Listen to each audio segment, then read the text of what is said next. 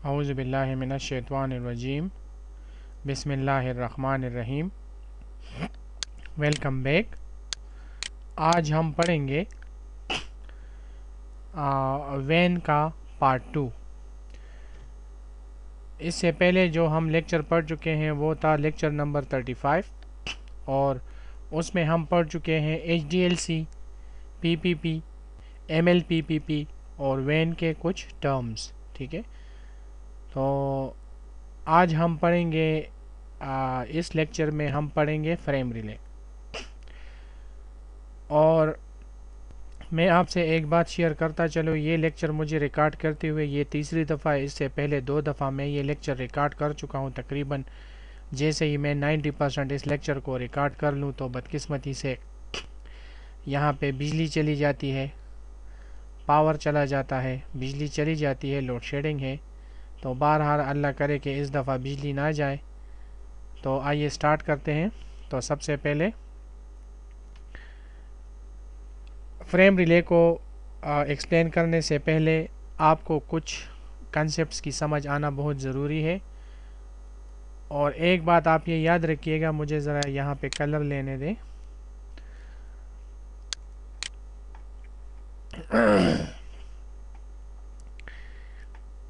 हम पढ़ेंगे circuit switching, packet switching, और यहाँ पे आखिर में पढ़ेंगे फ्रेम रिले। ठीक है, और ये जो X.25, ATM और MPLS, ये जितने भी टेक्नोलॉजी है जिस पे मैंने टिक का निशान किया, ये बेसिकली मेरे पास डेटा केयरिंग टेक्नोलॉजी इसको कहा जाता है। मतलब एक जगह से दूसरी जगह तक डेटा किस तरह मतलब एक लोकेशन से दूसरे लोकेशन तक डेटा किस तरह जाएगा, या एक सोर्स से दूसरे सोर्स तक डेटा किस तरह जाएगा, उसका शॉर्टेस्ट पाथ कौन सा होगा। तो ये सब कुछ, इसको हम क्या कहते हैं, डेटा केयरिंग टेक्नोलॉजीज़। तो ये काम करते हैं। फॉर एग्ज़ाम्पल मेरे पास ये एक लोकेशन है, ये दूसरा है, बीच में मेरे पास ISP क्लाउड है। ठीक है, अब इस पॉइंट से इस पॉइंट तक डेटा किस तरह पहुंचेगा, तो ये क्लाउड में टेक्नोलॉजी डिफाइन हुई होगी, तो उसी में डेटा केयरिंग टेक्नोलॉजी डिफाइन होगी। या तो उसमें सर्किट स्विचिंग की टेक्नोलॉजी होगी या पैकेट स्विचिंग की। पैकेट स्विचिंग में हमारे पास फर्दर ये 4 और टेक्नोलॉजीज़ हैं जो यूज़ होती हैं। तो इसमें क्लाउड के अंदर जो टेक्नोलॉजी यूज़ होती है और मतलब एक जगह से दूसरी जगह तक डेटा किस तरह पहुंचना है, उसको हम क्या कहते हैं, डेटा केयरिंग टेक्नोलॉजीज़। ठीक है, तो ये सारी डेटा केयरिंग टेक्नोलॉजीज़ कहलाती हैं। ठीक है, तो आइए प्रॉपर स्टार्ट करते हैं। मैं सबसे पहले हमारे पास है सर्किट स्विचिंग। सर्किट स्विचिंग क्या चीज़ है, ये मेरे पास फॉर एग्ज़ाम्पल ये मेरा घर है, मैं इधर बैठा हूँ PC या फ़ोन के साथ, या फ़ोन आप कर ले, ये क्लाउड है मतलब ISP है। ठीक है, ये उसके डिवाइसेस लगी हुई हैं, एक दूसरे के साथ कनेक्ट है। ये मेरे घर में एक कनेक्शन आया हुआ है, यहाँ पे दूसरे सिटी में मेरा एक दोस्त है, उसके घर में ये कनेक्शन आया हुआ है, ये 2 ये 1। ठीक है, अब यहाँ पे जो बंदा बैठा है वो चाहता है कि मैं ये 2 नंबर से बात करूँ। ठीक है, तो ये आप ये याद रखिएगा, ये एक सिटी है, ये दूसरी सिटी है। अगर हम यहाँ पे सर्किट स्विचिंग टेक्नोलॉजी की बात करें, तो सर्किट स्विचिंग में हमारे पास क्या होता है कि दो मशीन हो या 2 नोड्स हों, तो अगर वो एक दूसरे के साथ बात करना चाहे तो उनको एक डेडिकेटेड लाइन दे दिया जाता है। फॉर एग्ज़ाम्पल अगर ये 2 के साथ बात करना चाहे तो उसके लिए ISP ने इसको ये पाथ दे दिया है। ठीक है, कि ये लो, ये तुम्हारा पाथ है और इस पे तुम एक दूसरे के साथ कम्युनिकेट कर सकते हो। तो ये डेडिकेटेड पाथ उसको मुहैया किया जाता है, जिसको हम स्टैटिक पाथ कहते हैं। और ये पाथ इन दोनों के दरमियान उस वक़्त तक रहेगा जब तक ये अपनी कम्युनिकेशन को ख़त्म ना कर लें। जब तक ये डिस्कनेक्ट नहीं होते तो ये पाथ उनको इन दोनों को ये पाथ मिला हुआ होता है। ठीक है, इस दौरान अगर कोई दूसरा बात करना चाहे तो उसकी कम्युनिकेशन इस पाथ पे नहीं होगी, क्योंकि ये पाथ ऑलरेडी 1 और 2 के लिए रिज़र्व हो चुका है। ठीक है,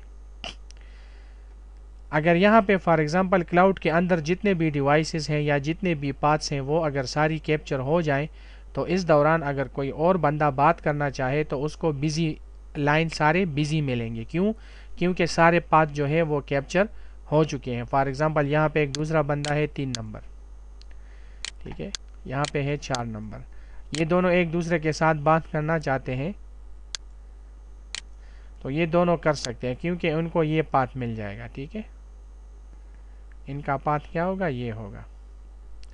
अब अगर इस दौरान कोई दूसरा बंदा बात करना चाहे किसी दूसरे बंदे के साथ तो वो नहीं कर सकता क्योंकि क्लाउड के अंदर जितने भी पाथ्स हैं वो कैप्चर हो चुकी हैं। ठीक है, तो उसको बिजी टोन आएगा। अगर आपको याद हो पुराने ज़माने में, मतलब इतना पुराना भी नहीं, आज से तकरीबन एक 10-12 साल पहले हमारा जो फ़ोन था, फ़ोन सिस्टम था, वो डायरेक्ट नहीं था। इसका क्या मतलब है? मतलब आप फ़ोन उठाते थे तो आपका जो लोकल एक्सचेंज होता था उसके बंदे से आप डायरेक्टली बात करते थे कि मुझे फ़लाँ शहर में ये नंबर मिला दो, तो वो आपको थोड़ी देर बाद वो आपको वो नंबर मिलाता था और आपको कहता था कि भाई लाइन पे रहिएगा, मैं आपका कनेक्शन इस्टेब्लिश करता हूँ। तो वो सर्किट स्विचिंग के ज़रिए वो सर्किट को चेक करता था। अगर सर्किट उसके पास फ्री होता तो वो सर्किट आपको दे देता था और आपकी लाइन मिल जाती थी और आप बात करते थे। जब आपकी बात ख़त्म हो जाती थी तो वो फिर क्या करता था? सर्किट को रिलीज़ कर देता था। ठीक है, अगर इन केस उसी दौरान सारे सर्किट कैप्चर थे तो वो फिर आपको कहता था कि अब सारी लाइनें बिजी हैं, आप थोड़ी देर बाद ट्राई कर लीजिएगा। ठीक है, तो ये सर्किट स्विचिंग की एक एग्जाम्पल थी। ठीक है, सर्किट स्विचिंग में हमारे पास एक बात ये होती है कि अगर फॉर एग्ज़ाम्पल ये वाली लिंक, अगर इस लिंक की मैं बात करूँ, ये 1 और 2 के दरमियान जो है, फॉर एग्ज़ाम्पल इसकी जो डेटा कैपेसिटी है वो 4 MB है और ये दोनों जो इस लाइन की जो इस लाइन पे ये दोनों जो कम्युनिकेट कर रहे हैं वो 2 MB के रेट से कर रहे हैं, तो बाकी जो 2 MB था वो ज़ाया हो जाता था। ठीक है, क्योंकि ऑलरेडी इनको 4 MB की कैपेसिटी मिली होती थी और वो 2 MB की कैपेसिटी को यूज़ करते थे, वो 4 MB को नहीं करते थे, तो इसी वजह से वो जो बाकी जो 2 MB था वो हमारे पास लास्ट हो जाता था। तो एक तो ये बात आप याद रखिएगा। ठीक है,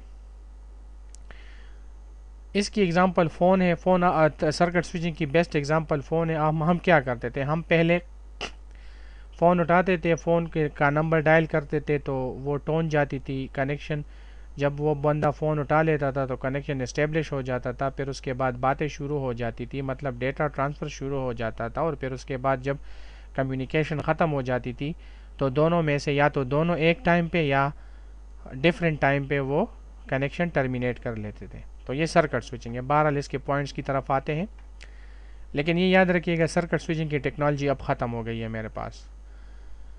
पहला पॉइंट जो है dedicated communication path between 2 station, मैं आपको बता चुका हूँ। 3 phases, establish, transfer and disconnected, ये भी मैं आपको बता चुका हूँ। Channel capacity reserve for the duration of call, ये भी मैं आपको बता चुका हूँ, जो 4 MB का जो एग्ज़ाम्पल मैंने आपको दिया। अगर 2 MB यूज़ करे तो 2 MB वो ज़्यादा यूज़ नहीं करता था, तो इससे हमारे पास जो लास्ट होता था। ठीक है,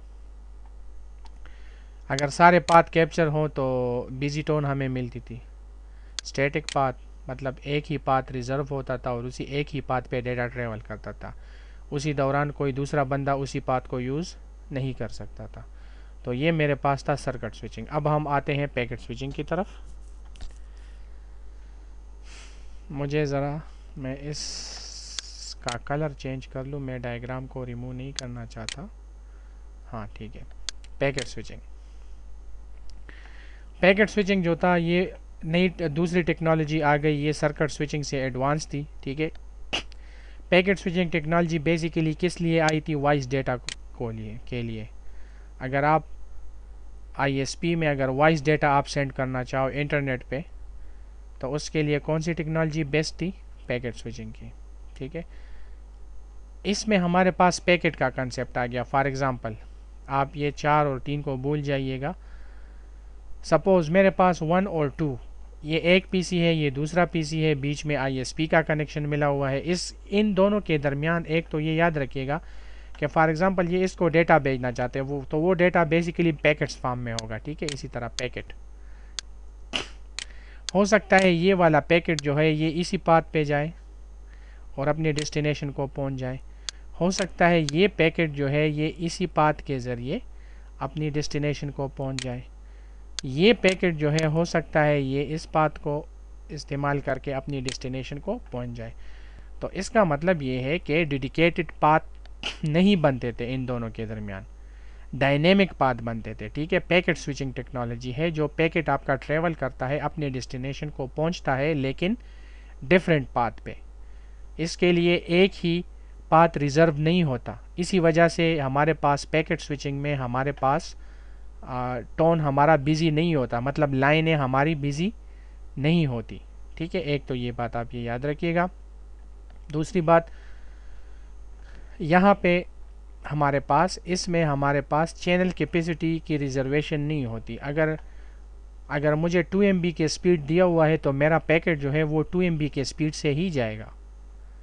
2 MB से कम तो हो सकता है लेकिन ज़्यादा नहीं हो सकता। मतलब इसमें मेरे पास जो यहाँ पे जो कैपेसिटी है, जो यहाँ पे जो लॉस्ट हो रहा है वो यहाँ पे नहीं होता। ठीक है, इसमें एक बात ये याद रखिएगा, डिफरेंट बात है।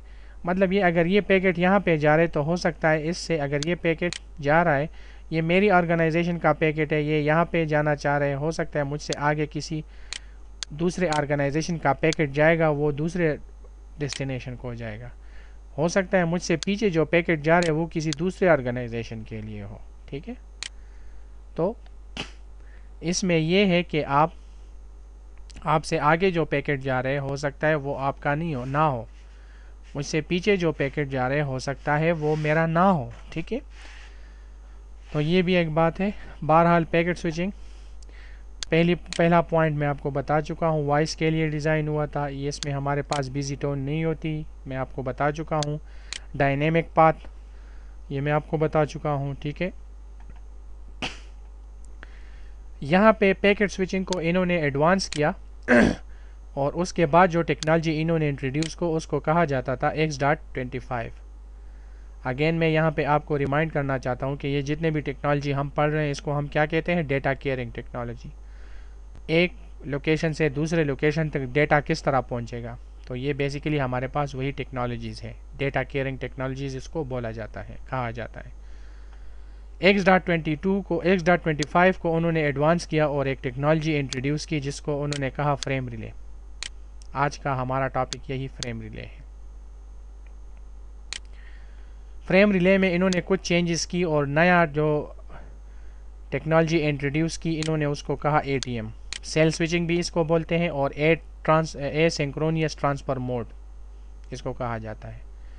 फिर ATM को उन्होंने एडवांस किया और एक दूसरी टेक्नोलॉजी इन्होंने इंट्रोड्यूस की जो फ्रेम रिले के कुछ फीचर्स और कुछ फीचर्स ATM के वो यूज़ करके और कुछ अपने नए फीचर्स वो यूज़ करके इन्होंने एक नई टेक्नोलॉजी इंट्रोड्यूस की जिसको इन्होंने नाम दिया MPLS, या उसको लेबल स्विचिंग भी कहा जाता है। MPLS mean multiple protocol label switching इसको कहा जाता है। I think, correct me if I am wrong, मुझे थोड़ा सा शक है, बहरहाल आप चेक कर लीजिएगा। तो आजकल जो क्लाउड के अंदर जो टेक्नोलॉजी यूज़ हो रही है उसको कहा जाता है MPLS। लेकिन MPLS याद रखिएगा कि हमारे जितने भी इस दुनिया में जितने भी नेटवर्क्स बने हुए हैं वो सारे MPLS पे अभी तक अपग्रेड नहीं हुए, इस पे टाइम लगेगा।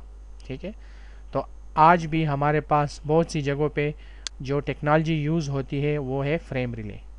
CCNA लेवल पे आपकी जो है वो फ्रेम रिले है, क्योंकि फ्रेम रिले आगे CCNP में भी ये इंक्लूडेड है। ठीक है, तो यहाँ पे जो मैं फ्रेम रिले का कंसेप्ट आपको बताऊंगा वो CCNA लेवल से थोड़ा सा आगे होगा, क्योंकि अगर आप CCNP करना चाहो कुछ लोग तो फिर आपको आसानी होगी। तो आइए फ्रेम रिले की तरफ जाते हैं।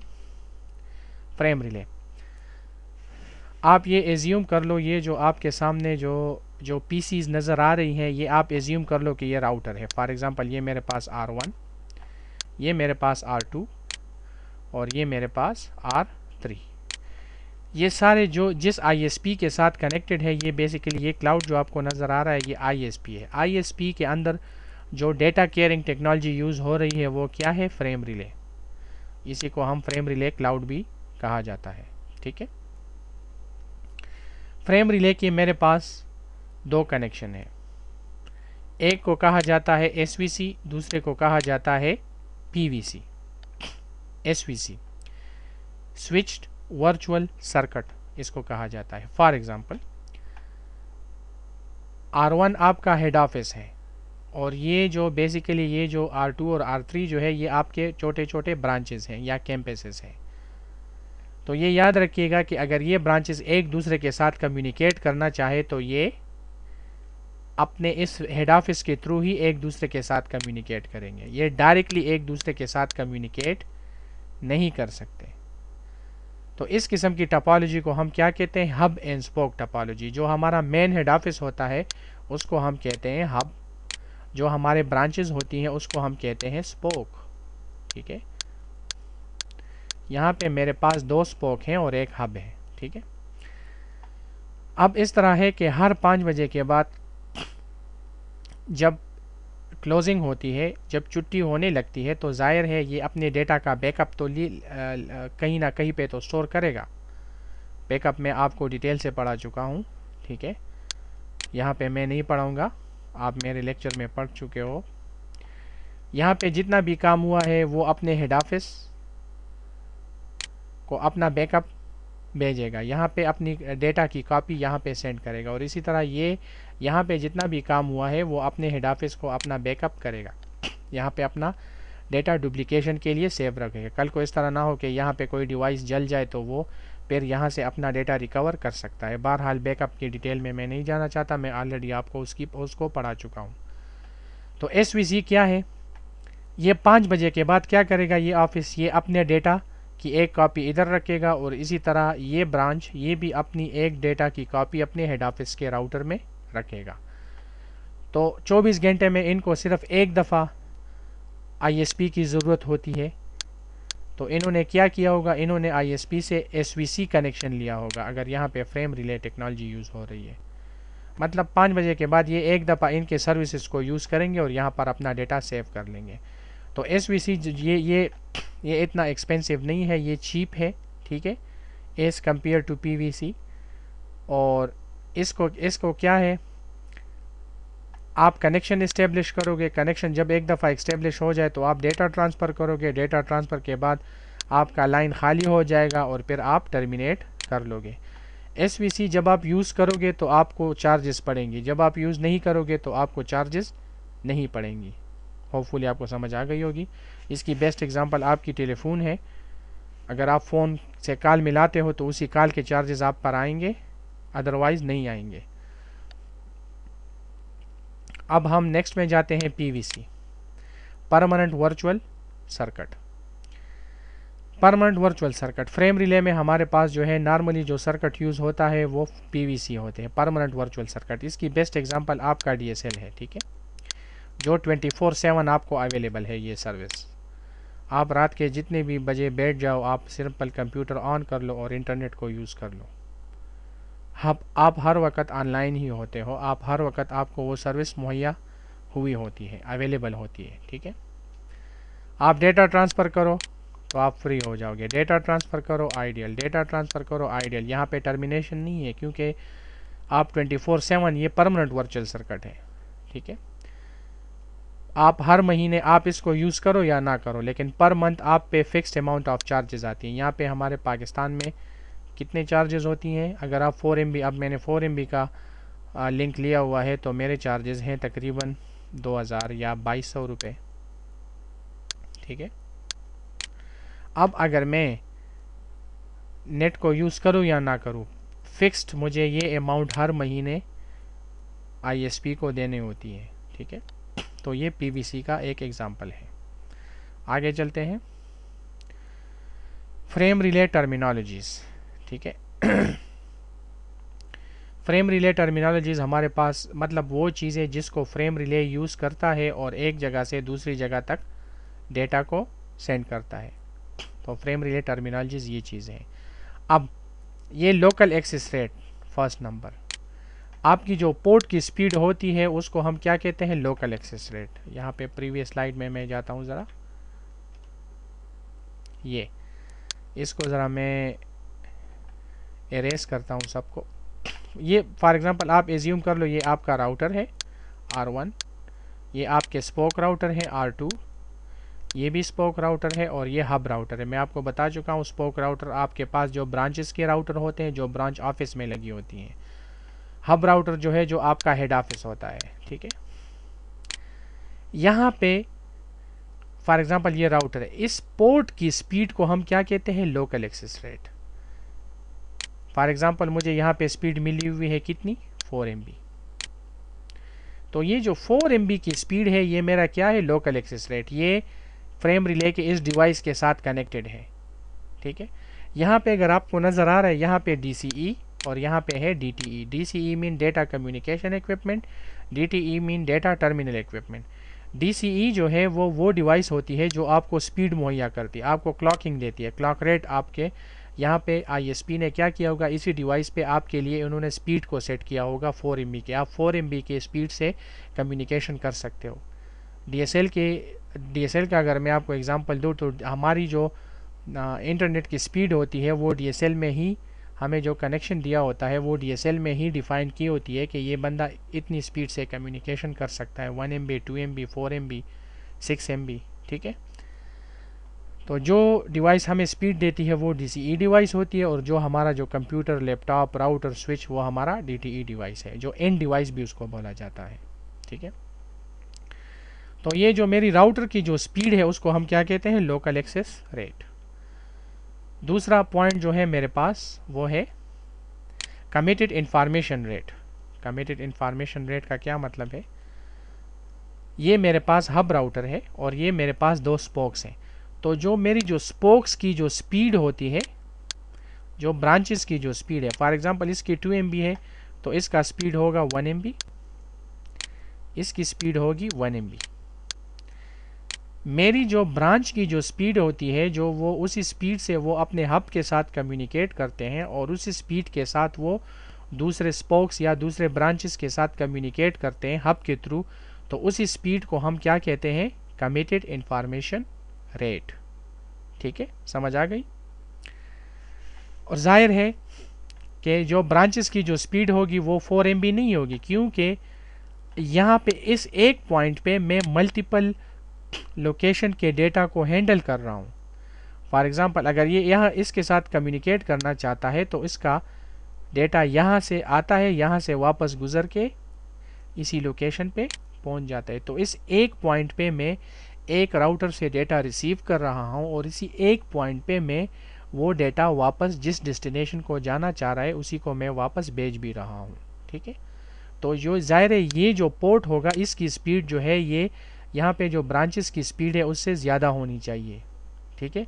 तो ब्रांचेस की जो स्पीड होती है उसको मैं कहता हूँ कमिटेड इंफॉर्मेशन रेट। दूसरी बात, अगर कमिटेड इंफॉर्मेशन रेट में मैंने एक बात लिखी है, story of discard eligibility bit. अब ये क्या चीज़ है, ठीक है। यहाँ पे अगर इस फ्रेम रिले क्लाउड में आप ये याद रखिएगा, फॉर एग्जांपल ये R3 है। R3 जो है कोई डेटा अपने हब को सेंड करना चाहता है या दूसरे R2 को सेंड करना चाहता है, ठीक है। तो इसकी स्पीड 1 MB है, ठीक है। लेकिन अगर इस तरह का टाइम के यहाँ पे जो फ्रेम रिले क्लाउड के अंदर जो डिवाइसेस हैं उस पे लोड नहीं है, तो वो क्या करेगा, वो इसके पैकेट को, फॉर एग्जांपल ये इसको कोई पैकेट भेजना चाह रहे, तो जैसे ही उसका वो डेटा यहाँ पे पहुँचेगा तो ये चेक करेगा कि मुझ पे तो लोड नहीं है। तो इसको पता होगा कि R3 की जो मिनिमम स्पीड है वो कितनी है, 1 MB है। तो ये इसको कितना, ये 1 MB से ज़्यादा, अगर ये इस पे लोड नहीं है तो वो ये 1 MB से ज़्यादा उसको स्पीड दे देगा। फॉर एग्जांपल इसने यहाँ वो पैकेट यहाँ पे सेंड किया और कितना स्पीड उसको दे दिया, 2 MB। इसकी मिनिमम स्पीड कितनी है, 1 MB। मैक्सिमम स्पीड कितनी है, 1 MB। 1 MB से इसको ज़्यादा स्पीड नहीं मिल सकती। लेकिन यहाँ पे जो चूँकि लोड नहीं था तो इस फ्रेम रिले डिवाइस ने ISP के इस डिवाइस ने उसको 1 MB के ज़्यादा स्पीड दे दी, 2 MB दे दिया और उसके पैकेट को आगे फॉरवर्ड कर दिया। तो ये जो 1 MB इसको एक्स्ट्रा स्पीड मिली हुई है उसको हम क्या कहते हैं, बर्स्ट रेट, ठीक है। जैसे ही उसके पास यहाँ पे एक पैकेट पहुँचता है तो यहाँ पे जो फ्रेम रिले का हेडर होता है उसमें ये एक खाना होता है, फॉर एग्जांपल ये मेरे पास फ्रेम रिले का हेडर है और यहाँ पे एक खाना होता है डिस्कार्ड एलिजिबिलिटी बिट का, मैं यहाँ पे DE लिखता हूँ। ये चेक करेगा कि मेरे मतलब मुझ पे लोड नहीं है, तो ये यहाँ पे इस खाने में 1 कर देगा, डिस्कार्ड एलिजिबिलिटी को 1 कर देगा और उस पैकेट को 1 MB से ज़्यादा स्पीड दे देगा, 2 MB, और उसको यहाँ पे सेंड करेगा। तो इसको जो ज़्यादा स्पीड मिली है 1 MB की, इसको हम क्या कहते हैं, बर्स्ट रेट। अब इसके पास वो पैकेट पहुंचा तो इस पे बहुत ज़्यादा लोड था, इस पे बहुत ज़्यादा लोड था, तो इसने क्या किया, इसने इसकी जो डिस्कार्ड एलिजिबिलिटी बिट था इसको इसने रिमूव कर दिया, इसने इस खाने को एम्प्टी कर दिया, और इसको पता होगा कि R3 के लिए कितना स्पीड यहाँ पे डिफाइन हुआ होगा, तो वो इसके इस पैकेट को आगे इसको फॉरवर्ड कर देगा, लेकिन कितने स्पीड से, 1 MB से। आप देख रहे हो इस पे लोड था तो इसने उससे जो ज़्यादा स्पीड थी वो ले ली और जो इसकी नॉर्मल स्पीड थी उसको दे दी। तो डिस्कार्ड एलिजिबिलिटी बिट के ज़रिए इनको, अगर इन पे लोड हो नहीं है तो वो डिस्कार्ड एलिजिबिलिटी बिट को 1 कर देता है और एक्स्ट्रा स्पीड उसको दे देता है और आगे फॉरवर्ड कर देता है। अगर इन केस उस पे लोड हो तो वो डिस्कार्ड एलिजिबिलिटी बिट को 1 से रिमूव कर लेता है और उसकी जो मिनिमम स्पीड है उस पे वो पैकेट आगे ट्रांसफ़र कर लेता है। तो ये हमारे पास था कमिटेड इंफॉर्मेशन रेट, जो ये किस्सा मैंने आपको बताया, ये डिस्कार्ड एलिजिबिलिटी बिट का ये स्टोरी। 3rd नंबर पॉइंट मेरे पास है डेटा लिंक कनेक्शन आइडेंटिफायर, इसको इन शॉर्ट हम क्या बोलते हैं, डेल्सी। ये हमारे पास 10 बिट का एक नंबर होता है और इसकी इम्पोर्टेंस जो होती है वो लोकली होती है। क्या मतलब, सॉरी आगे स्लाइड में जाते हैं, ये मुझे ज़रा इसको रिमूव करने दें। फॉर एग्ज़ाम्पल यहाँ पे मैंने इस डिवाइस पे मैंने एक नंबर डिफाइन किया होगा 100,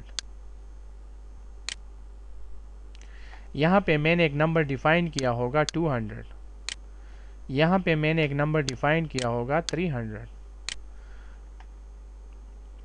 ये नंबर जो है ये 10 बिट का एक नंबर होता है और इसकी रेंज जो होती है वो 16 से लेके 1600 तक आई थिंक होती है, और इसकी इम्पोर्टेंस जो है वो लोकली होती है। ठीक है, अब यहाँ पे जो फ्रेम रिले क्लाउड के अंदर इन डेल्सी की मैपिंग हुई होती है। मतलब क्या मतलब, इस डिवाइस को मैंने बताया होगा कि अगर यहाँ से 100 डेल्सी के लिए आपके पास डेटा आता है तो आपने उस पैकेट को कहाँ पहुँचाना है, 200 पे। 200 राउटर किधर है, ये है। तो यहाँ पे मैंने डिफाइन किया होगा कि आपने इसको भेजना है, ये इसको भेजेगा और ये आगे इसको फॉरवर्ड कर देगा। तो जैसे ही इस डिवाइस को 100 की तरफ से कोई डेटा रिसीव होता है तो इसको डेस्टिनेशन का पता होता है कि मुझे वो आगे कहाँ पर फॉरवर्ड करनी है, यहाँ पे 200 डेल्सी को फॉरवर्ड करनी है। तो इस नंबर के ज़रिए फ्रेम रिले के अंदर जितने भी डिवाइसेस होती हैं उनको पता होता है कि ये डेटा कहाँ से जा रहा, कहाँ से आ रहा है और कहाँ को जाएगा। दूसरी बात, ये लोकली सिग्निफिकेंट है, मतलब ये है कि जैसे ही उसको वो पैकेट रिसीव हुआ, यहाँ पे पहुँचा, तो इसने उस पैकेट से वो 100 का जो 100 डेल्सी का थी वो उसने इस यहाँ से रिमूव कर ली, और इसको पता है कि 100 की डेल्सी का डेटा मुझे कहाँ पे भेजना है, 200 यहाँ पे। ठीक है, हो सकता है यहाँ पे भी डिफाइन हुआ हो 100। इसका मतलब, इस 100 का मतलब क्या है, यहाँ पे मैंने डिफाइन किया होगा कि अगर तुम्हें यहाँ पे 100, यहाँ से तुम्हें डेटा रिसीव हुए हो 100 की तरफ से, तो तुमने उसको आगे कहाँ पर भेजना है, यहाँ पे। यहाँ पे मैंने डिफाइन किया होगा कि अगर 100 की डेल्सी से तुम्हें डेटा रिसीव हो ये वाली, तो तुमने वो डेटा कहाँ पे भेजना है, यहाँ पे। ठीक है, इसी तरह। और इसको मैंने डिफाइन किया होगा कि अगर तुम्हें यहाँ पे 100 से अगर डेटा रिसीव हो तो तुमने कहाँ पे भेजना है, यहाँ पे। और वो डेटा कौन रिसीव करेगा, 200। तो ये बात याद रखिएगा कि ये जो डेल्सी है, ये डेल्सी नंबर जो है, ये बेसिकली फ्रेम रिले क्लाउड के अंदर जितने भी डिवाइसेस होती हैं उनमें हमने डिफाइन किया हुआ होता है कि ये डेटा कहाँ से आ रहा है और ये डेटा कहाँ को जाएगा। यहाँ पे हमने मैपिंग की हुई होगी। होपफुली आपको समझ आ गई होगी। तो होपफुली आपको इसकी समझ आ गई होगी। अब हम आते हैं LMI की तरफ कि ये क्या चीज़ है। लोकल मैनेजमेंट इंटरफेस इसको कहा जाता है। ये क्या चीज़ है, इसको ज़रा मैं यहाँ पे मैंने लिखा हुआ है signalling standard between DCE and DTE। तो मैं ज़रा इसको ज़रा रिमूव करता हूँ, मुझे ज़रा रिमूव कर लेने दें। LMI बेसिकली हमारे पास, आप इसको कह सकते हो प्रोटोकॉल। आपका जो फ्रेम रिले क्लाउड के अंदर जो डिवाइस होगी, जिसके साथ आपकी डिवाइस कनेक्ट होगी, तो यहाँ पे ये दोनों एक दूसरे के साथ किस तरह कम्युनिकेट करेंगे। वो किसके थ्रू कम्युनिकेट करेंगे, LMI के थ्रू। LMI बेसिकली एक ऐसा प्रोटोकॉल है जो आपका जो डिवाइस है, जो फर्स्ट फ्रेम रिले क्लाउड के डिवाइस के साथ कनेक्टेड है, तो ये दोनों एक दूसरे के साथ किस तरह कम्युनिकेट करेंगे, इन प्रोटोकॉल के ज़रिए। ठीक है, LMI लोकल मैनेजमेंट इंटरफेस इसको कहा जाता है। इस डिवाइस को, जो फ्रेम रिले की डिवाइस है, इसको किस तरह पता चलेगा कि मेरे साथ जो डिवाइस कनेक्ट है वो कौन सी कंपनी का है, वो कौन से वेंडर का है, आया वो सिस्को डिवाइसेस है, वो HP डिवाइस है, ठीक है, वो जूनिपर डिवाइस है, वो क्या है। तो इसको जब पता चल जाएगा कि ये तो सिस्को डिवाइस है, तो यहाँ पे ये कौन सा LMI के कौन से प्रोटोकॉल को एक्टिव कर लेगा, सिस्को को। तो इसमें डिफाइन किया हुआ होता है कि तुमने सिस्को के डिवाइसेस के साथ किस तरह कम्युनिकेट करना है, किस तरह बात करनी है। तो ये मेरे पास है LMI, लोकल मैनेजमेंट इंटरफेस इसको कहा जाता है, signalling between DCE and DTE। Hopefully आपको समझ आ गई होगी, इसमें इतना वो कुछ नहीं है। अब हम आते हैं FECN में, forward explicit congestion notification. Forward explicit congestion notification, for example ये जो फ्रेम रिले का ये जो डिवाइस है, ये वाला, इस पे बहुत ज़्यादा लोड है, तो ये एक मैसेज जनरेट करेगा और उसी मैसेज को अपने आगे जितने भी डिवाइस हैं उसको फॉरवर्ड कर देगा। ठीक है, मैसेज को आगे फॉरवर्ड कर देगा कि भाई मुझ पर बहुत ज़्यादा लोड है और आप मुझ पे डेटा सेंड ना करें, आप किसी दूसरे रास्ते पर डेटा सेंड करें, मुझ पर डेटा सेंड ना करें। तो इसको हम क्या कहते हैं, फॉरवर्ड एक्सप्लिसिट कंजेशन नोटिफिकेशन। अगर आप और डिटेल में जानना चाहो तो ये क्या करेगा, आपको याद है इसके साथ कोई पैकेट इसको पहुंच गया और उस पे 1 लगा हुआ है, डिस्कार्ड एलिजिबिलिटी 1। तो इसका क्या मतलब है कि इसको, उस पैकेट को एक्स्ट्रा स्पीड मिली हुई है, उसके उसका जो मैक्सिमम जो उसका जो स्पीड है, जो 1 MB, उससे उसको ज़्यादा मिला हुआ है, डिस्कार्ड एलिजिबिलिटी बिट अगर 1 हो। तो ये क्या करेगा, ये उस 1 को रिमूव कर लेगा और उसी पैकेट को आगे फॉरवर्ड कर देगा। तो इसको पता चल जाएगा कि मेरा जो ये वाला डिवाइस है, ये इस पे बहुत ज़्यादा लोड है, क्योंकि यहाँ से इसको जो पैकेट मिला उस पर डिस्कार्ड एलिजिबिलिटी बिट 1 नहीं था।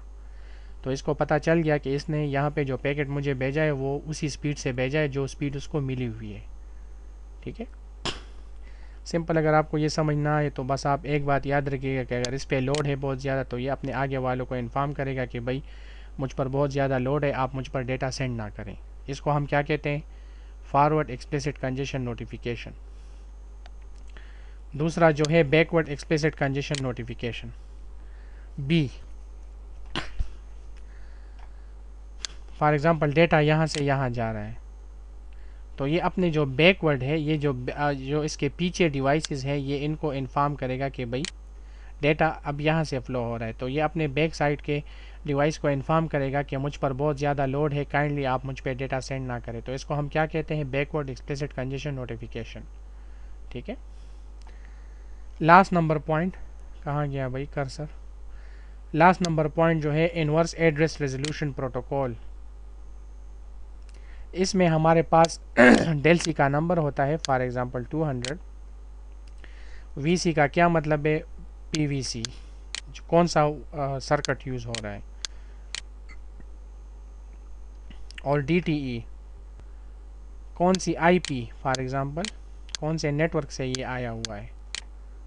तो ये सब इंफॉर्मेशन कौन गैदर करता है, इनवर्स एड्रेस रेजोल्यूशन प्रोटोकॉल।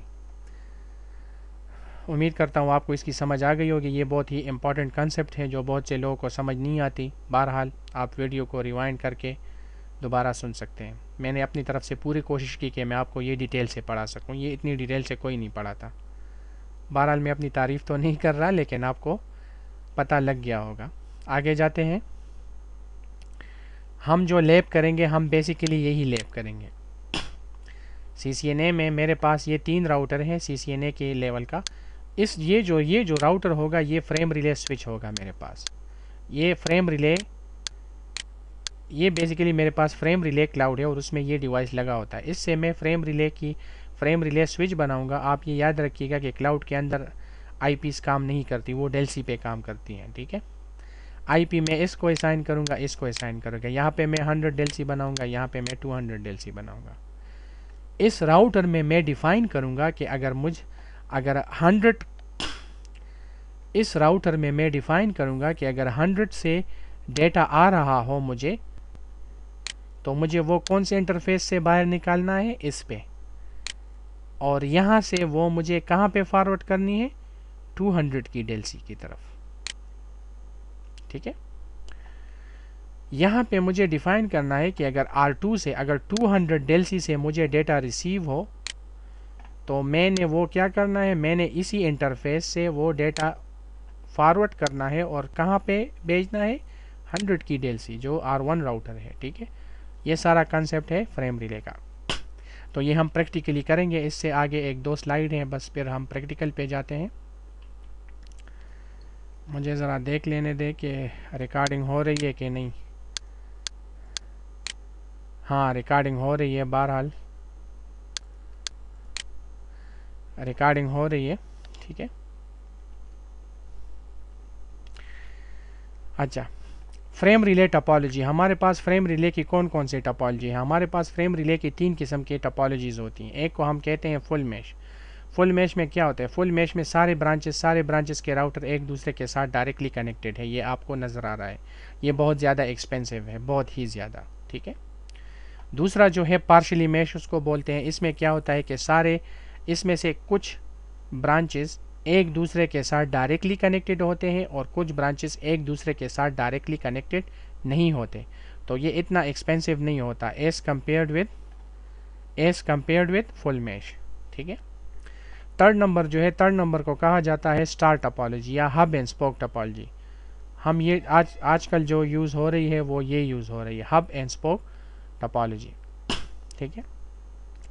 इसमें हमारे पास सारे ब्रांचेस जो हैं वो एक दूसरे के साथ डायरेक्टली कनेक्टेड नहीं होते, बस वो ISP के साथ कनेक्टेड होती हैं और एक दूसरे के साथ कम्युनिकेट कर सकते हैं। ये जो स्टार एंड हब टोपोलॉजी है, ये इन दोनों में से फुल मैश और पार्शली मैश से बहुत ही ज़्यादा सस्ती है, ठीक है, ठीक है। तो अब हम आते हैं नेक्स्ट स्लाइड की तरफ। फ्रेम रिले के हमारे पास एक को हम कहते हैं multi point frame relay. Multi point frame relay में हमारे पास क्या होता है, ये बेसिकली ये आप जो है ये आपके CCNA में नहीं है, लेकिन आपको सिर्फ इसके कंसेप्ट समझ आ जाना चाहिए। इसकी कॉन्फ़िगरेशन, इसको मैंने डिटेल से एक्सप्लेन किया हुआ है CCNP लेवल में। अगर आप कोई बहुत ही ज़्यादा मेहनत करने वाला बंदा हो तो वो मेरे चैनल पे देख सकता है कि मल्टी पॉइंट फ्रेम रिले और point two point frame relay, ये दोनों लेक्चर मेरे चैनल पे पड़े हुए हैं। I think point two point में कुछ मसला था, वो मुझे अपलोड करना बाकी है, लेकिन मल्टी पॉइंट लेक्चर जो है वो अपलोडेड है ऑलरेडी, और जो पॉइंट टू पॉइंट है वो भी मैं जल्दी अपलोड कर लूँगा। तो मल्टी पॉइंट फ्रेम रिले में हमारे पास क्या होता है, वापस जाते हैं उसी डायग्राम की तरफ। मुझे ज़रा इंक लेने दें। फॉर एग्ज़ाम्पल ये मेरे पास एक पॉइंट है, मैं आपको बता चुका हूँ ये मेरा हेड ऑफिस का राउटर है। तो ये एक ही पॉइंट पे मेरे पास मल्टीपल लोकेशन का डेटा आ रहा है और जा रहा है। अगर ये एक दूसरे के साथ बात करना चाहे तो ये इसी पॉइंट के थ्रू ही करेंगे, ठीक है। तो ये मेरे पास मल्टी पॉइंट का कंसेप्ट हो गया। एक ही पॉइंट पे मेरे पास मल्टीपल लोकेशन का डेटा हैंडल हो रहा है। तो यहाँ पे मेरे पास एक कंसेप्ट यूज़ होता है जिसको मैं कहता हूँ स्प्लिट होराइजन। स्प्लिट होराइजन में क्या था कि अगर एक ही पॉइंट पे आपको अपडेट रिसीव हो जाए तो आप उसी पॉइंट पे वो अपडेट वापस नहीं भेज सकते। तो अगर आप देख लो, अगर ये इससे बात करना चाहते हैं तो ये अपना पैकेट या अपडेट इसको भेजेगा, तो ये इसी पॉइंट के ज़रिए इसी पॉइंट पे आगे इसको फॉरवर्ड कर देगा। तो ये नहीं हो सकता क्योंकि स्प्लिट होराइजन यहाँ पे है, स्प्लिट होराइजन यहाँ पे इनेबल हुआ है। तो यहाँ पे हम स्प्लिट होराइजन को डिसेबल करेंगे। जब हम स्प्लिट होराइजन को डिसेबल कर लेंगे तो इन दोनों के दरमियान कनेक्टिविटी इस्टेब्लिश हो जाएगी। ठीक है, तो ये मेरे पास मल्टी पॉइंट फ्रेम रिले का कंसेप्ट इधर है। ठीक है, ठीक है। मल्टी पॉइंट फ्रेम रिले में हमारे पास क्या होते हैं, multiple PVC over a single interface. एक ही इंटरफेस पे मेरे पास मल्टीपल कनेक्शन बने होते हैं, एक ही इंटरफेस पे मेरे पास मल्टीपल लोकेशन का डेटा हैंडल हो सकता है। हब एंड स्पोक टोपोलॉजी, ज़ाहिर है मैं आपको बता चुका हूँ। यहाँ पे split horizon routing update reach ability, split horizon update मतलब आपको स्प्लिट होराइजन उस पर डिसेबल करना पड़ेगा। ठीक है, और उसी एक पॉइंट पे वो ब्रॉडकास्ट या अपडेट को रिसीव करेगा और आगे फॉरवर्ड कर देगा। तो ये मल्टी पॉइंट है। बहरहाल आपको सिर्फ यहाँ पे थोड़ी इतनी समझ आ जानी चाहिए कि मल्टी पॉइंट क्या है। ये उसकी कॉन्फ़िगरेशन है। ठीक है, यहाँ पे मैं इसमें नहीं जाना चाहता क्योंकि ये ऑलरेडी अगर ये CCNA लेवल पे इसकी कॉन्फ़िगरेशन नहीं है। Point two point, point two point में हमारे पास क्या होता है, मैं उसी डायग्राम में वापस जाना नहीं चाहता, बहरहाल यहाँ पे आपको बता देता हूँ। ये ISP है।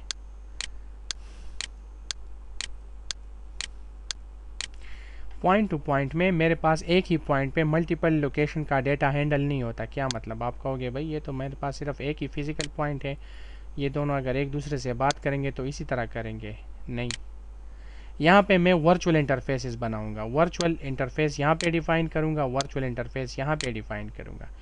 ये वर्चुअल इंटरफेस यहाँ पे मैं इसके साथ कनेक्ट कर लूँगा, ये वर्चुअल इंटरफेस मैं इसके साथ कनेक्ट कर दूँगा। तो अगर ये दोनों एक दूसरे के साथ बात करना चाहे तो ये इसी इंटरफेस के थ्रू यहाँ से निकल के बात कर सकेंगे। तो ये देख रहे हो, सॉरी क्या हो गया, ये आप देख रहे हो पॉइंट टू पॉइंट कनेक्टिविटी है मेरे पास। मुझे ज़रा फिर शक पड़ गया कि वो वीडियो चल रहा है कि नहीं। हाँ, वीडियो चल रहा है। ठीक है, तो पॉइंट टू पॉइंट में मेरे पास स्प्लिट होराइजन को डिसेबल करने की ज़रूरत नहीं क्योंकि एक ही पॉइंट पे मेरा सारा मल्टीपल लोकेशन का डेटा डील नहीं होता। शुक्र है इसकी थ्योरी ख़त्म हो गई। बहरहाल मैं ये उम्मीद करता हूँ कि आपको समझ आ गई होगी। अगर फिर भी कोई मसला है तो आप वो लेक्चर दोबारा सुन सकते हैं। तो आइए अब हम कॉन्फ़िगरेशन की तरफ जाते हैं। ठीक है, मैं कॉन्फ़िगरेशन की तरफ जाता हूँ और ये मेरा जो है ये बेसिकली मेरे पास अब मुझे पता नहीं चल रहा कि वीडियो में आपको ये दिख रहा होगा ये, लेकिन नहीं, लेकिन बहरहाल मैं आगे जाता हूँ। ये मेरे पास R1, ये R2, ठीक है, और ये R3। R1 में मैं क्या करूँगा, सिंपल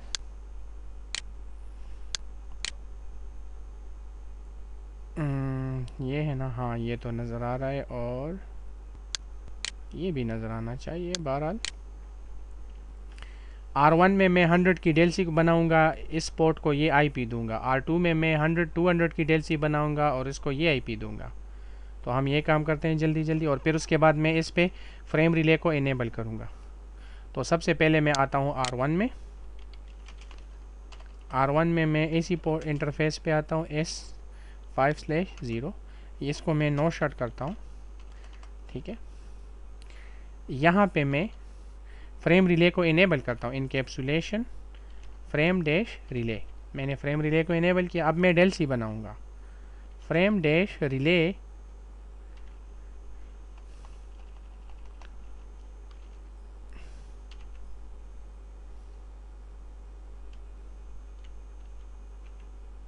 इंटरफेस DLC। कौन सी DLC बनाऊंगा मैं, 100। ठीक है, DLC बना दिया। अब मैं इसको IP एड्रेस असाइन करता हूँ। 10.0.0.1 255.0.0.0 एंटर। That's it. ठीक है, ठीक है। अब मैं आता हूँ R2 में, R2 के इस पोर्ट में आता हूँ। इसी पोर्ट को मैं ये IP दूंगा, डेल सी बनाऊंगा, फ्रेम रिले को इनेबल करूंगा। And S5/0 no shut. ठीक है, इनकैप्सुलेशन फ्रेम रिले मैंने इनेबल कर लिया। Frame relay in interface DLCI, यहाँ पे मैं कौन सी डेल सी बनाऊंगा 200। ठीक है, और IP एड्रेस असाइन करता हूँ। ठीक है, दैट्स इट। ये काम मैंने कर दिया। अब मैं आता हूँ राउटर 3 में। राउटर 3 से मैं फ्रेम रिले का डिवाइस बनाऊंगा और यहाँ पे मैं IP असाइन नहीं करूँगा। इसमें मैं डिफाइन करूँगा कि 100 की डेल्सी से डेटा आएगा तो कहाँ पे भेजना है 200 से 200 को, और अगर 200 की डेल्सी से डेटा आएगा तो तुमने कहाँ पे भेजना है 100 पे। तो यहाँ पे मैं ग्लोबली एक कमांड इनेबल करूँगा, फ्रेम रिले स्विचिंग। ठीक है, मतलब इस कमांड का मतलब ये है कि मैं इस राउटर को बताना चाह रहा हूँ कि मैं आपसे आप पे फ्रेम रिले स्विचिंग इनेबल कर रहा हूँ। मतलब आप क्लाउड के अंदर एक डिवाइस हो और आपने डेल्सी को मैप करना है। ठीक है, इससे मैंने फ्रेम रिले का डिवाइस बना दिया। ठीक है, अब मैं आता हूँ इंटरफेस S5/1 में। ठीक है, इसको सबसे पहले मैं नो शट करता हूँ। इस पे मैं फ्रेम रिले इनेबल करता हूँ, इनकैप्सुलेशन फ्रेम रिले। ठीक है, अब यहाँ पे मुझे डेल सी बनाने की ज़रूरत नहीं है। यहाँ पे मैं लिखूँगा frame relay int app DCE। इसका मतलब क्या है कि ये R3 जो होगा ये DCE डिवाइस होगा। ठीक है, अब इसके बाद मुझे यहाँ पे क्लॉक रेट डिफाइन करना है। ठीक है, क्लॉक रेट आपको पता होगा, मैं आपको बता चुका हूँ कि फ्रेम रिले क्लाउड के अंदर जो डिवाइस है वो क्लॉक रेट हमें वो देता है। ठीक है, अब मैं इसमें क्या करूँगा, अब मैं इसको डिफाइन करूँगा कि अगर 100 से डेटा आना है तो तुमने वो डेटा इस इंटरफेस से आगे भेजना है, और कौन सी डेल्सी को भेजना है 200। तो मैं यहाँ पे क्या करूँगा, फ्रेम रिले राउट। ठीक है, फ्रेम रिले राउट, यहाँ पे मैं थोड़ा सा भूल गया हूँ। अच्छा, 100 से अगर तुम्हें डेटा आए तो तुमने वो कौन से इंटरफेस पे आगे भेजना है 5/2 पे, और कौन सी डेल्सी से मैप करना है 200। That's it. ठीक है, अब मैं आता हूँ इस इंटरफेस में, इंट S5/2। इसको मैं नो शट करता हूँ। Encapsulation frame relay. ठीक है, फ्रेम रिले इंट FDCE। ठीक है, अब मैं यहाँ पे ये एक्सप्लेन नहीं करूँगा, मैं ऑलरेडी आपको एक्सप्लेन कर चुका हूँ। Clock rate 64,000। अब मैं यहाँ पे वो राउट बनाऊँगा, फ्रेम रिले राउट। अगर 200 से डेटा आना है तो तुमने वो कौन से इंटरफेस से बाहर निकालना है S5/1, और कौन सी डेल्सी से मैप करना है 100। That's it. अल्लाह करे कि ये हमारा जो लैब हो ये सही होना चाहिए। एक तो मैं बहुत वरीड हूँ बिजली नहीं ना चली जाए, क्योंकि ये मैं बिल्कुल एंड पे हूँ इस लेक्चर के। देखें, अब इस राउटर से मैं इस राउटर को पिंग करता हूँ तो देखते हैं वो काम करता है कि नहीं। पिंग 10.0.0.2, तो आप देख रहे हो पिंग हो रहा है। ठीक है, हालांकि यहाँ पे मैंने IP असाइन नहीं किया, यहाँ पे मैंने मैपिंग की है कि 100 से डेटा आएगा तो तुमने डेल्सी 200 को भेजना है, 200 से डेटा आएगा तो तुमने कौन सी डेल्सी को भेजना है 100 पे। अब अगर मैं R2 से पिंग करूँ R1 पिंग 10.0.0.1, तो आप देख रहे हो पिंग हो रहा है। इसका मतलब है कि हमारा लैब चाहिए। अब मैं थोड़ी सी कुछ कमांड में आपको दिखाना चाहता हूँ। शो फ्रेम रिले पीवीसी, ठीक है। ये आपको show frame relay PVC command आपको क्या दिखा रहा है, ये आपको वो दो सर्किट परमानेंट वर्चुअल, इस पे हमने दो वर्चुअल सर्किट एक्टिव किए हुआ है। एक 100 की डेल्सी से डेटा आएगा तो 200 को भेजना है, एक ये सर्किट है, और अगर 200 डेल्सी से कोई डेटा आएगा तो तुमने 100 को भेजना है। तो ये एक दूसरी पीवीसी है मेरे पास, ठीक है। तो आप देख रहे हो कि PVC statics for interface 5/1 DCE है मेरे पास, ये देख रहे हो आप, एक्टिव है 1, सही है। इसमें कौन कौन सी डेल्सी है, 100, ठीक है, और एक्टिव है ये 100 की। अब ये आपको ये डेल्सी दिखा रहा है, ये पीवीसी दिखा रहे हैं 100 से, ठीक है। ये देख रहे हो, इन FEC इन पैकेट 0, आउट BEC इन पैकेट 0। अगर ये इन है, ये आउट है, मतलब मुझे जो पैकेट रिसीव हो रहे हैं और जो पैकेट में उसको आगे फॉरवर्ड कर रहा हूँ। ये अगर 1 हो तो इसका मतलब ये कि वो डिस्कार्ड एलिजिबिलिटी बिट का चक्कर आ जाता है, ठीक है। दूसरी पीवीसी जो है वो 200 की है, 200 से डेटा आएगा, ठीक है, वो एक्टिव है मेरे पास, सही है। और कौन सा इंटरफेस है, 5/2। तो ये मेरे पास एक ये कमांड था। अब मैं अगर पीवीसी, अच्छा, मैं अगर यहाँ पे राउट लिख दूँ, हाँ राउट, शो फ्रेम डैश रिले राउट इंटर, तो ये देख रहे हो, ये बहुत ही इंपॉर्टेंट कमांड है। ये आपको मैपिंग बताता है कि मतलब डेटा किस तरह कहाँ से आएगा और कहाँ को जाएगा। तो आप देख रहे हो कि मेरे पास, ये देख रहे हो, दो लाइनें आ रही हैं। इसका मतलब ये है कि दो पीवीसी हैं। एक पीवीसी मेरे पास ये है, दूसरी पीवीसी मेरे पास ये है, ठीक है। सीरियल 5/1, सीरियल 5/1 पे कौन सी डेल्सी से मैं डेटा रिसीव करूँगा, 100 इनपुट, देख रहे हो। वो डेटा मुझे कहाँ पे बाहर निकालना है, 5/2, कौन सी डेल्सी को भेजनी है, 200, ठीक है। और ये डेल्सी, ये पीवीसी जो है ये एक्टिव है, मतलब ये सही काम कर रहा है। इसी तरह दूसरी डेल्सी जो है वो 5/2 से कौन से डेल्सी से मैं डेटा लूँगा, 200 इनपुट, आउटपुट मुझे कहाँ पे करना है, यहाँ पे, और कौन सी डेल्सी को भेजना है, 100, तो ये 100, ठीक है।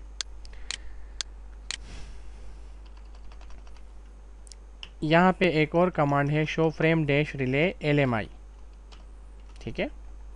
ये देख रहे हैं मेरे पास दो पीवीसी हैं और LMI टाइप इधर क्या लिखा हुआ है, सिस्को।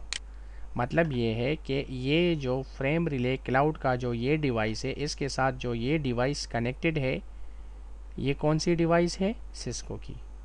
और ये डिवाइस जो कनेक्टेड है, ये भी कौन सी डिवाइस है, सिस्को की। देख रहे हो आप, 5/1 एंड 5/2 पे, ठीक है। इन्होंने ये प्रोटोकॉल, LMI के ये प्रोटोकॉल एक्टिव किए हैं, आप ये समझ लो। अगर यहाँ पे ये HP की डिवाइस होती तो यहाँ पे HP लिखा होता, HP की कुछ HP के प्रोटोकॉल इनेबल हुए होते, ठीक है। होपफुली आपको समझ आ गई होगी। मैंने बहुत कोशिश की कि ये लेक्चर लंबा ना हो, लेकिन बहरहाल मैं कोशिश कर रहा था कि आपको पूरी तरह समझ आ जाए, और ताकि आपको कोई क्वेश्चन ना हो। आपका जो भी क्वेश्चन है आप मुझसे ईमेल के ज़रिए पूछ सकते हो। सब्सक्राइब करना ना भूलिएगा, दुआओं में याद रखिएगा, अपने और अपने हमसायों का ख्याल रखिएगा। अल्लाह हाफ़िज़।